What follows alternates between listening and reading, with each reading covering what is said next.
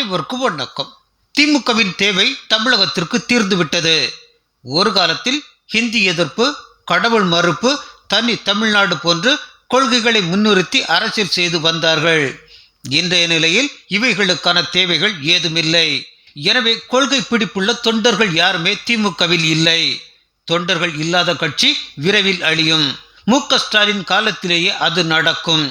நீதி கட்சி தமிழகத்தில் எப்படி அழிந்து போனதோ, ஊழல் தாண்டவமாடியதால் காங்கிரஸ் எப்படி துடைத்து எரியப்பட்டதோ, அப்படி திமுகவும் விரைவில் காணாமல் போகும் என்பதுதான் பல அரசியல் நோக்கர்களின் கருத்தாக இருக்கிறது. ஆனால் அப்படி உடனே திமுக அழிந்து விடுமா என்றால் அது கொஞ்சம் சிந்திக்க வேண்டிய விஷயம்தான். காரணம், நமக்கு பிடிக்கிறதோ இல்லையோ, திமுக எனும் ஆலமரம் பரப்பி இருக்கும் விழுதுகளை அவ்வளவு எளிதில் நம்மால் அறுத்து எரிந்துவிட முடியாது. திமுகவின் மிகப்பெரிய பலமே ஊடகங்கள் தான். முக்கிய குடும்பத்தினருக்கு சொந்தமாக பல மொழிகளில் 45க்கும் மேற்பட்ட சேனல்கள், முரசொலி, தினகரன் உள்ளிட்ட தினசரி பத்திரிகைகள். மிக முக்கியமாக திமுக சார்பில்லாத ஊடகமாக இருந்தாலும் அங்கேயும் வாயை வாடகைக்கு விட்டு இருக்கும் நெறியாளர்கள் என ஒரு சாம்ராஜ்யத்தையே நிறுவி இருக்கிறது திமுக. இன்னொன்று பொதுஜனங்களின் விருப்பமான சினிமா துறை.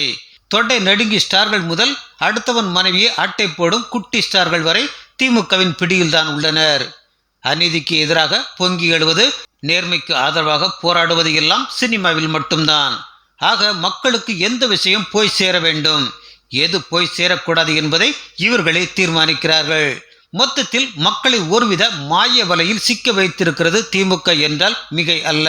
அதில் இருந்து அவ்வளவு எளிதில் விடுவித்துக் கொண்டு மக்களால் வெளிவர முடியுமா என்பது மிகப்பெரிய கேள்விக்குறிதான்.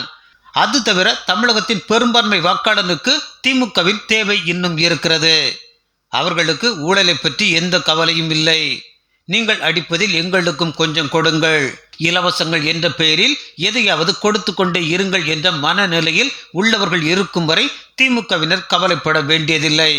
வெளிநாட்டு கடன்கள் கிடைப்பது முற்றிலுமாய் நின்று போய் இனி எந்த வரியையும் உயர்த்த முடியாது என்ற நிலையில் கஜானாவை துடைத்து அரசு ஊழியர்களுக்கு மாத சம்பளத்திற்கு பணம் போட முடியாமல், வாக்காளர்களுக்கு கொடுத்த வாக்குறுதியை நிறைவேற்ற முடியாமல் கையை பிசையும் வரை திமுக போன்ற கட்சிகளின் தேவை இருக்கும்.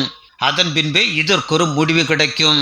இது நடக்க இன்னும் பல ஆண்டுகள் வேண்டுமானால் ஆகலாம். ஆனால் கண்டிப்பாக ஒரு நாள் நடக்கும். நன்றி.